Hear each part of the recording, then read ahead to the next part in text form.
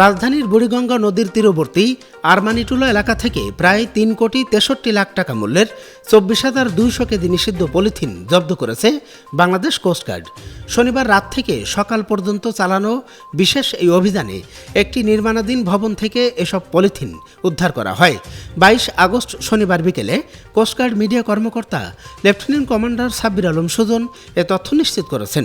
এ সময় তিনি বলেন, গোপন সংবাদের ভিত্তিতে শনিবার রাত ১টা থেকে সকাল ৭টা পর্যন্ত কোস্টগার্ড স্টেশন পাগলার একটি বিশেষ দল বুড়িগঙ্গা নদীর তীরবর্তী আরমানিটুলা এলাকায় একটি বিশেষ অভিযান পরিচালনা করে। অভিযানের এক পর্যায়ে সন্দেহজনক একটি নির্মাণাধীন ভবনে তল্লাশি চালানো হয়। এ সময় সেখানে মজুত রাখা প্রায় ২৪,২০০ কেজি নিষিদ্ধ পলিথিন পাওয়া যায়। পরে এসব পলিথিন জব্দ করা হয়।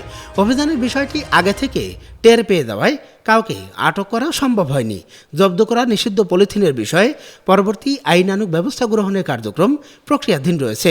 এ সময় তিনি আরও বলেন, পরিবেশ সুরক্ষা ও নিষিদ্ধ পলিথিনের ব্যবহার রোধে কোস্টগার্ড ভবিষ্যতে এ ধরনের অভিযান অব্যাহত রাখবে।